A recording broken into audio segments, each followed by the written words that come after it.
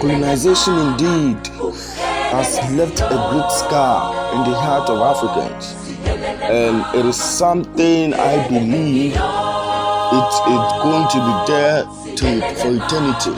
Yet most people have no or little idea about the key event that shaped the Europeans' motive towards Africa. The European nations started colonizing Africa, especially from the latter part of the 1800s. And somebody will be asking himself or herself, why were they so much interested in colonizing Africa? A conference was made in Germany, and that is what we are going to look at in this video. This conference or this event actually shaped the European, their motive towards Africa in terms of colonization. And this event that took place in Germany was the Berlin Conference. We are going to expose the Berlin Conference, the effect that had on Africa, the immediate cause for the Berlin Conference, of a conference that was held purposely to shape how Africa will be colonized by these greedy Europeans. A conference about Africa of which none of the African countries' representatives was there. So the contest for Congo, that's involved King Leopold of Belgium, France, supported by Germany, and Portugal, backed by Britain. If event was allowed to take their normal course, the Anglo-Portuguese alliance, because of its obvious economic supremacy, was likely to edge out the others. Only a military showdown could possibly prevent this. But it was certain that French public opinion at the time was not likely to be favorably disposed towards a military alliance with Germany against Britain. Both Jules Ferry, the French Prime Minister, and Otto von Bismarck, German Chancellor, knew this much. And so, by 1884, the contest for Congo had become very intense. Don't forget, Congo is an African country.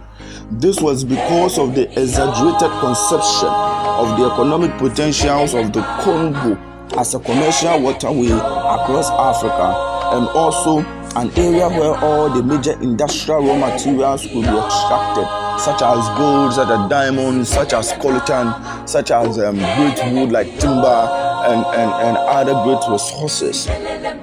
Also, apart from the old Portuguese anchorage at the mouth of the Congo River, the whole of the Congo was a newly discovered area. No European nation or national had established any clear sphere of influence there, unlike Senegal and the Niger Delta. It was to avoid a possible military confrontation that Bismarck, in collaboration with the French Premier, invited all European nations with interest in Africa to the Berlin Conference to draw up modalities for the occupation of Africa. So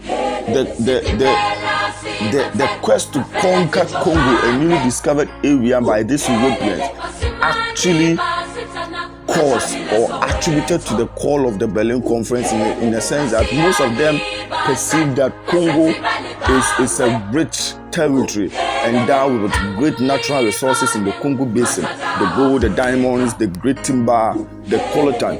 Coltan is an expensive mineral, and other great natural resources like oil in Congo. And as a result of this, these European nations, these greedy people, had the thought that no, if we are to colonize Africa, we must colonize Africa in a peaceful way.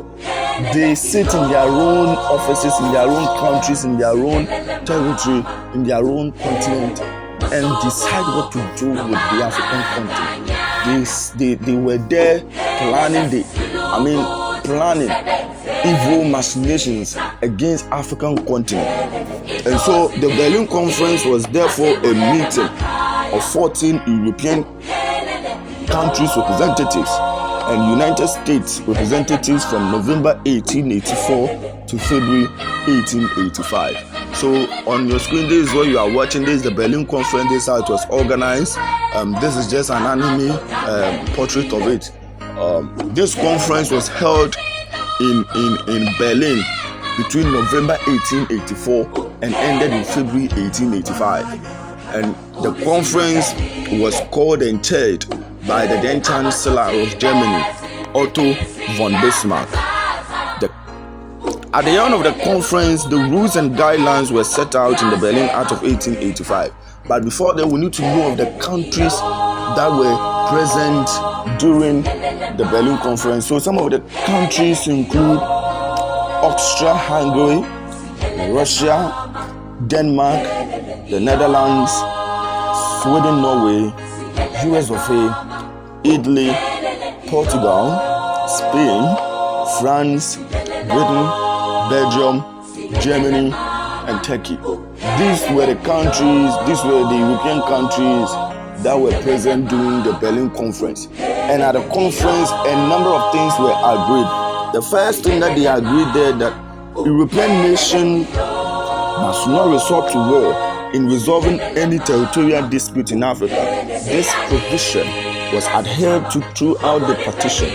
European nations were also forbidden from entering into military alliance with any African power for the purpose of confronting a fellow European nation. And so, in the course of acquisition of territories, no European nation should ever form any military alliance that equip the Africans with weapons or even train Africans to be militarily strong to oppose the Europeans. Everything should be that the Europeans, if they want to colonize any territory in Africa, they have to always discuss that with the European nation, not the Africans that they are colonizing.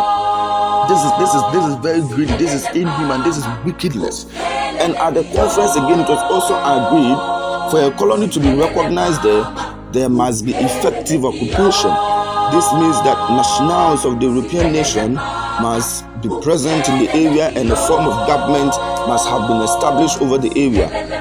The area must either be conquered outright or a treaty extracted from the rulers agreeing to place their territory under the protection of the European nation. A large number of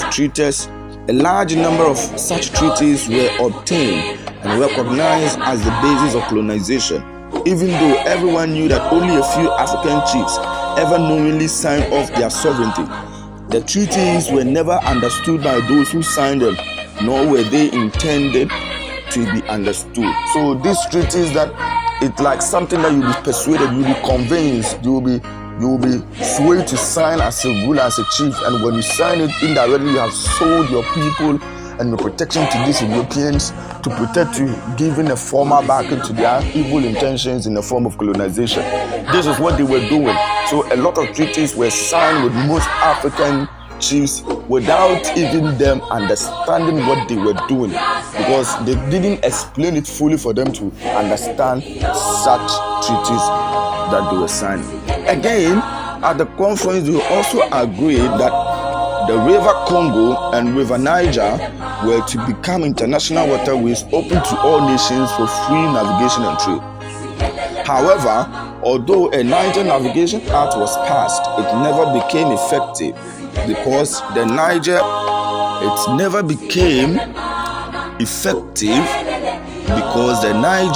had been divided between France and Britain.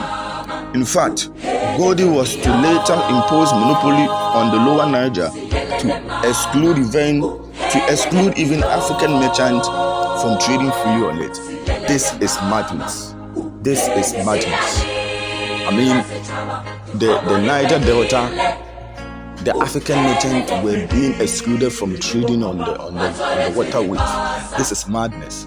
This is the kind of people that came to Africa, the kind of people that came to preach to us, to neglect our culture and to embrace theirs. This is the evil people, and the most evil of it all, of this conference, is the fact that they also agree that Belgium King Leopold II, they gave him the full backing that he should own Congo.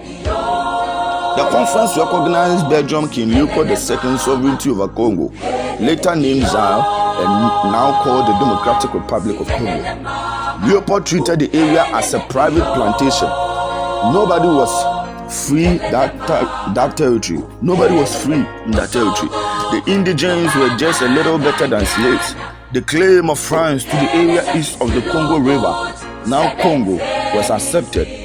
Portugal was left with a small portion at the mouth of the Congo River. And it is important to note that after King Leopold II had been recognized as the sole owner of Congo after this evil conference, he established Congo as his privately owned region.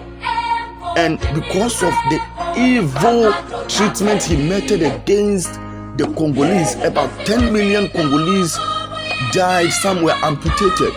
These are some of his victims. Look at them. Look at them. Look at them. Look at their hands. Look at them amputated. Look at them. Some of them, their legs. Young Africans. They all suffered at the hands of King Leopold. This is King Leopold. This man, this devil, caused these atrocities against the Congolese. Look at him. Over 10 million blacks were killed. Some were maimed as a result of King Leopold II's charge of Congo. This is the people. This is the event that actually shaped colonization in Africa. And today, in our contemporary society, modern society, most Africans believe that most Africans have gained independence, yet we are still struggling with neo-colonialism and its tendencies on the African continent. We believe that there may be a turn of events in the near future. If we want to take an action to make Africa rise and work again, we must all come together to fight for it. If we want to push Africa forward, we must all embrace it. We shouldn't have that kind of apathy sense in ourselves that we don't care about it.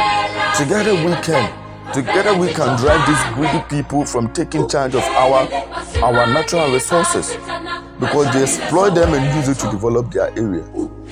This is the evil I call. This is the evil event I call the Berlin Conference.